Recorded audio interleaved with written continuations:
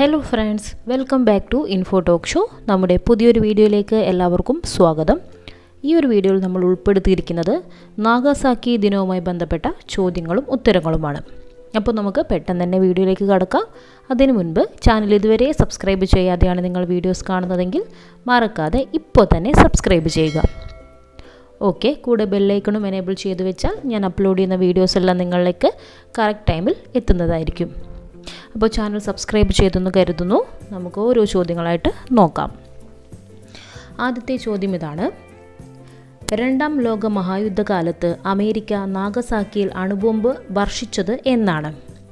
രണ്ടാം ലോക മഹായുദ്ധകാലത്ത് അമേരിക്ക നാഗസാക്കിയിൽ അണുബോംബ് വർഷിച്ചതെന്നാണ്?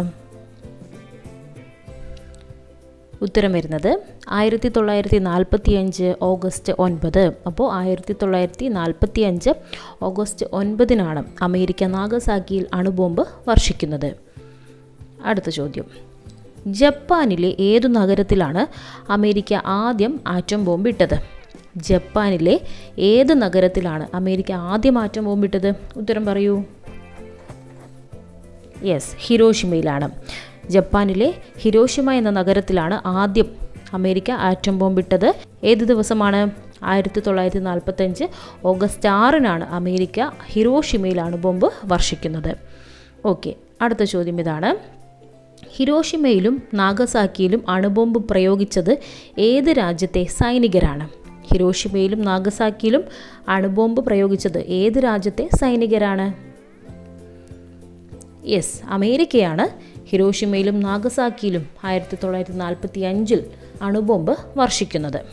അടുത്ത ചോദ്യം ഇതാണ്: ഹിരോഷിമയിലും നാഗസാക്കിയിലും ഇട്ട ബോംബുകൾക്ക് ലിറ്റിൽ ബോയ്, ഫാറ്റ്മാൻ എന്നിങ്ങനെ പേരു നൽകിയ ഓപ്പൺഹൈമറുടെ ശിഷ്യൻ ആരാണ്? അപ്പോൾ ഹിരോഷിമയിൽ വർഷിച്ച ബോംബിൻ്റെ പേരാണ് ലിറ്റിൽ ബോയ്, നാഗസാക്കിയിൽ വർഷിച്ച ബോംബിൻ്റെ പേരാണ് ഫാറ്റ്മാൻ.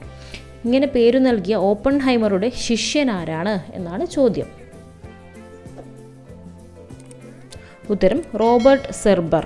ആരാണ്? റോബർട്ട് സെർബർ. അടുത്ത ചോദ്യം നോക്കിക്കോളൂ.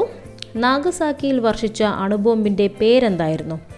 നാഗസാക്കിയിൽ വർഷിച്ച അണുബോംബിൻ്റെ പേരെന്തായിരുന്നു? Yes, Fat Man. നാഗസാക്കിയിൽ വർഷിച്ച അണുബോംബിൻ്റെ പേര് ഫാറ്റ്മാൻ എന്നായിരുന്നു. അടുത്തത്, ഫാറ്റ്മാൻ എന്ന അണുബോംബിൻ്റെ ഭാരം എത്രയായിരുന്നു? ഫാറ്റ്മാൻ എന്ന ബോംബിൻ്റെ ഭാരം എത്രയായിരുന്നു? ഉത്തരം നോക്കും. 6.4 കിലോഗ്രാം. 6.4 കിലോഗ്രാം ഭാരമുള്ള ഫാറ്റ്മാൻ എന്ന അണുബോംബാണ് നാഗസാക്കിയിൽ വർഷിച്ചത്. ഓക്കെ ഫ്രണ്ട്സ്, അടുത്ത ചോദ്യം നോക്കൂ. നാഗസാക്കിയിൽ ബോംബ് വർഷിച്ച വിമാനത്തിൻ്റെ പേരെന്താണ്? നാഗസാക്കിയിൽ ബോംബ് വർഷിച്ച വിമാനത്തിൻ്റെ പേരെന്താണ്? ഉത്തരം ബോക്സ്കാർ. ബോക്സ്കാർ എന്ന വിമാനത്തിലാണ് നാഗസാക്കിയിൽ ബോംബ് വർഷിക്കുന്നത്. യെസ്, അടുത്ത ചോദ്യം: നാഗസാക്കിയിൽ അണുബോംബ് വർഷിച്ച വിമാനത്തിൻ്റെ പൈലറ്റ് ആരായിരുന്നു? നാഗസാക്കിയിൽ അണുബോംബ് വർഷിച്ച വിമാനത്തിൻ്റെ പൈലറ്റ് ആരായിരുന്നു?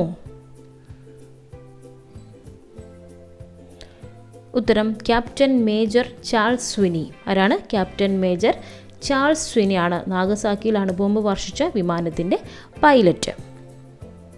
അടുത്ത ചോദ്യം നോക്കൂ. ജപ്പാനിൽ അണുബോംബ് വർഷിച്ചത് ഏത് രാജ്യമാണ്? ജപ്പാനിൽ അണുബോംബ് വർഷിച്ചത് ഏത് രാജ്യമാണ്? ഉത്തരം അമേരിക്ക. നമുക്കറിയാം അല്ലേ, ജപ്പാനിൽ നാഗസാക്കിയിലും ഹിരോഷിമയിലും അണുബോംബ് വർഷിച്ചത് അമേരിക്കൻ സൈനികരാണ്. ഓക്കെ, അടുത്ത ചോദ്യം: അമേരിക്കയുടെ ഏത് തുറമുഖം ആക്രമിച്ചതിന് പകരമായിട്ടാണ് അമേരിക്ക ആണവായുധം പ്രയോഗിച്ചത്? അമേരിക്കയുടെ ഏത് തുറമുഖം ആക്രമിച്ചതിന് പകരമായിട്ടാണ് അമേരിക്ക ആണവായുധം പ്രയോഗിച്ചത്? ഉത്തരം പോൾ ഹാർബർ തുറമുഖം. അമേരിക്കയുടെ പോൾ ഹാർബർ തുറമുഖം ആക്രമിച്ചതിന് പകരമായിട്ടാണ് അമേരിക്ക ജപ്പാനിൽ ആണവായുധം പ്രയോഗിക്കുന്നത്. ഓക്കെ അല്ലേ? അടുത്ത ചോദ്യം നോക്കിക്കോളൂ. ലോകത്ത് ആദ്യമായി അണുബോംബ് ഉപയോഗിച്ച രാജ്യം ഏതാണ്? ലോകത്ത് ആദ്യമായി അണുബോംബ് ഉപയോഗിച്ച രാജ്യം ഏതാണ്? ഉത്തരം അമേരിക്കയാണ്. ലോകത്ത് ആദ്യമായി അണുബോംബ് ഉപയോഗിച്ച രാജ്യം അമേരിക്ക. അടുത്ത ചോദ്യം നോക്കിക്കോളൂ. ലോകത്താദ്യമായി അണുബോംബ് ഉപയോഗിച്ച യുദ്ധം ഏതാണ്? ലോകത്താദ്യമായി അണുബോംബ് ഉപയോഗിച്ച യുദ്ധം ഏതാണ്? യെസ്, രണ്ടാം ലോക മഹായുദ്ധം. രണ്ടാം ലോക മഹായുദ്ധകാലത്താണ് അമേരിക്ക ഹിരോഷിമയിലും നാഗസാക്കിയിലും അണുബോംബ് പ്രയോഗിക്കുന്നത്. അടുത്ത ചോദ്യം. നാഗസാക്കിയിൽ വർഷിച്ച അണുബോംബ് നിർമ്മാണത്തിനുപയോഗിച്ച സ്ഫോടനാത്മക വസ്തു ഏതാണ്? നാഗസാക്കിയിൽ വർഷിച്ച അണുബോംബ് നിർമ്മാണത്തിനുപയോഗിച്ച സ്ഫോടനാത്മക വസ്തു ഏതാണ്? ഉത്തരം പ്ലൂട്ടോണിയം 239. നാഗസാക്കിയിൽ വർഷിച്ച അണുബോംബ് നിർമ്മാണത്തിനുപയോഗിച്ച സ്ഫോടനാത്മക വസ്തു പ്ലൂട്ടോണിയം 239 ആണ്. അടുത്തത് നോക്കിക്കോളൂ. ഹിരോഷിമയിലെ ബോംബ് സ്ഫോടനത്തിന് ശേഷം സ്ഫോടനം നടത്താൻ തിരഞ്ഞെടുത്ത സ്ഥലം നാഗസാക്കി ആയിരുന്നില്ല. ഏതു നഗരത്തിലെ മോശം കാലാവസ്ഥ കാരണമാണ് പിന്നീട് നാഗസാക്കി ബോംബ് വർഷിക്കാൻ തിരഞ്ഞെടുത്തത്? അപ്പോൾ ഹിരോഷിമയിൽ ബോംബ് വർഷിച്ചതിന് ശേഷം അമേരിക്ക നാഗസാക്കി ആയിരുന്നില്ല തിരഞ്ഞെടുത്തത്, പകരം മറ്റൊരു സ്ഥലമായിരുന്നു. അതേതാണ് സ്ഥലം? ഉത്തരം വരുന്നത് കൊക്കൂറ. കൊക്കൂറ എന്ന സ്ഥലമായിരുന്നു ആദ്യം നാഗസാക്കിക്ക് പകരമായി ബോംബ് വർഷിക്കാൻ തിരഞ്ഞെടുത്തത്. 2 ബോംബാക്രമണങ്ങളിൽ നിന്നും രക്ഷപ്പെട്ട ഏക വ്യക്തിയായി അറിയപ്പെടുന്ന ജപ്പാനീസ് മറൈൻ എഞ്ചിനീയർ ആരാണ്? 2 ബോംബാക്രമണത്തിലും, അതായത് ഹിരോഷിമയിലെയും നാഗസാക്കിയിലെയും ബോംബാക്രമണങ്ങളിൽ നിന്നും രക്ഷപ്പെട്ട ഏക വ്യക്തി ആരാണ്? ഉത്തരം സുറ്റോമു യമഗുച്ചി. ആരാണ്? സുറ്റോമു യമഗുച്ചി എന്ന വ്യക്തിയാണ് 2 ബോംബാക്രമണങ്ങളിൽ നിന്നും രക്ഷപ്പെട്ട ഏക വ്യക്തിയായി അറിയപ്പെടുന്നത്. അടുത്ത ചോദ്യം. ലോകത്താദ്യമായി അണുബോംബ് പരീക്ഷിച്ചത് എവിടെ? ലോകത്താദ്യമായി അണുബോംബ് പരീക്ഷിച്ചത് എവിടെയാണ്? ഉത്തരം മെക്സിക്കോയിലെ മരുഭൂമിയിൽ. മെക്സിക്കോയിലെ മരുഭൂമിയിലാണ് ലോകത്താദ്യമായി അണുബോംബ് പരീക്ഷിച്ചത്. ഇത് ട്രിനിറ്റി സൈറ്റ് എന്നും അറിയപ്പെടുന്നു. അപ്പോൾ ലോകത്താദ്യമായി അണുബോംബ് പരീക്ഷിച്ചത് എവിടെയാണ്? മെക്സിക്കോയിലെ മരുഭൂമിയിൽ. അടുത്ത ചോദ്യം നോക്കൂ. ആദ്യത്തെ അണുബോംബ് പരീക്ഷണം അറിയപ്പെട്ടിരുന്നത് ഏത് രഹസ്യ പേരിലാണ്? ആദ്യത്തെ അണുബോംബ് പരീക്ഷണം അറിയപ്പെട്ടിരുന്നത് ഏത് രഹസ്യ പേരിലാണ്? ഉത്തരം ട്രിനിറ്റി. ആദ്യത്തെ അണുബോംബ് പരീക്ഷണം അറിയപ്പെട്ടിരുന്ന രഹസ്യ പേരാണ് ട്രിനിറ്റി. അടുത്ത ചോദ്യം. ട്രിനിറ്റി ടെസ്റ്റ് നടത്തിയത് എന്നാണ്? ട്രിനിറ്റി ടെസ്റ്റ് നടത്തിയത് എന്നാണ്? അതായത് ആദ്യമായി അണുബോംബ് പരീക്ഷിച്ചത് എന്നാണ്? ഉത്തരം 1945 ജൂലൈ 16. ട്രിനിറ്റി ടെസ്റ്റ് നടത്തിയത് 1945 ജൂലൈ 16. ഇനി അടുത്ത ചോദ്യത്തിലേക്ക് കടക്കാം. ജപ്പാനിൽ അണുബോംബ് വർഷിക്കുമ്പോൾ അമേരിക്കൻ പ്രസിഡന്റ് ആരായിരുന്നു?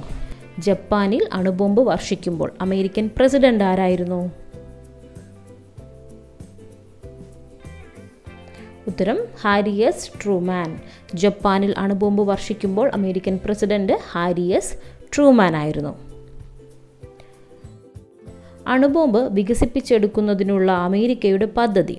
അണുബോംബ് വികസിപ്പിച്ചെടുക്കുന്നതിനുള്ള അമേരിക്കയുടെ പദ്ധതി ഏതാണ്?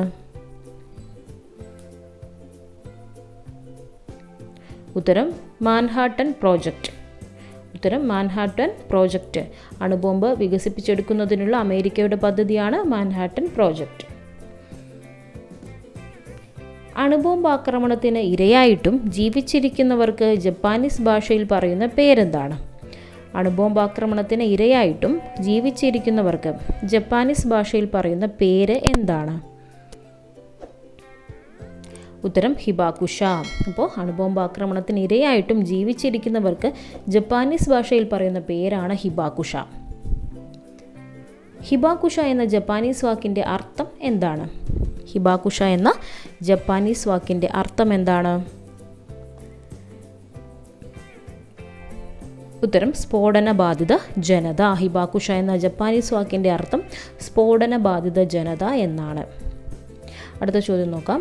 1000 കൊക്കുകളും ഒരു ശാന്തി പ്രാവും എന്ന ബാലസാഹിത്യ കൃതിയുടെ രചയിതാവ് ആരാണ്? 1000 കൊക്കുകളും ഒരു ശാന്തി പ്രാവും എന്ന ബാലസാഹിത്യ കൃതിയുടെ രചയിതാവ് ആരാണ്?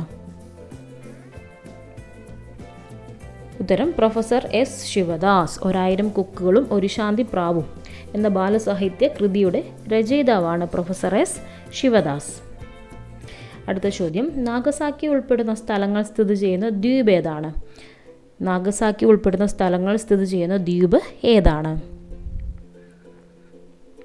ഉത്തരം ക്യൂഷു ദ്വീപുകൾ. അപ്പോൾ നാഗസാക്കി ഉൾപ്പെടുന്ന സ്ഥലങ്ങൾ സ്ഥിതി ചെയ്യുന്ന ദ്വീപ് ക്യൂഷു ദ്വീപുകൾ എന്നാണ് അറിയപ്പെടുന്നത്. അപ്പോൾ ഫ്രണ്ട്സ്, നാഗസാക്കി ദിനവുമായി ബന്ധപ്പെട്ട കുറച്ച് ചോദ്യങ്ങളും ഉത്തരങ്ങളുമാണ് ഈ ഒരു വീഡിയോയിൽ നമ്മൾ കണ്ടത്. വീഡിയോ നിങ്ങൾക്ക് യൂസ്ഫുൾ ആയെന്ന് കരുതുന്നു. ഇനി നിങ്ങൾക്കായൊരു സ്പെഷ്യൽ ക്വസ്റ്റ്യൻ ഉണ്ട്, ആ ചോദ്യം നോക്കാം. ചോദ്യം ഇതാണ്, നാഗസാക്കിയിൽ വർഷിച്ച അണുബോംബിൻ്റെ പേരെന്തായിരുന്നു? നാഗസാക്കിയിൽ വർഷിച്ച അണുബോംബിൻ്റെ പേര് എന്തായിരുന്നു? ഈ ചോദ്യത്തിൻ്റെ ഉത്തരം എല്ലാവരും നമ്മുടെ കമൻറ്റ് ബോക്സിലൂടെ അറിയിക്കുക. നിങ്ങളുടെ പേരും കൂടെ ആഡ് ചെയ്യാൻ മറക്കണ്ട. അപ്പോൾ ഇന്നത്തെ വീഡിയോ എല്ലാവർക്കും യൂസ്ഫുൾ ആയെന്ന് കരുതുന്നു. ഉണ്ടെങ്കിൽ നിങ്ങളുടെ ഫ്രണ്ട്സിലേക്കും ഷെയർ ചെയ്ത് കൊടുക്കൂ. ചാനൽ സബ്സ്ക്രൈബ് ചെയ്യാനും മറക്കരുത്. നമുക്കിനി മറ്റൊരു വീഡിയോയിലൂടെ വീണ്ടും കാണാം. Thank you for watching.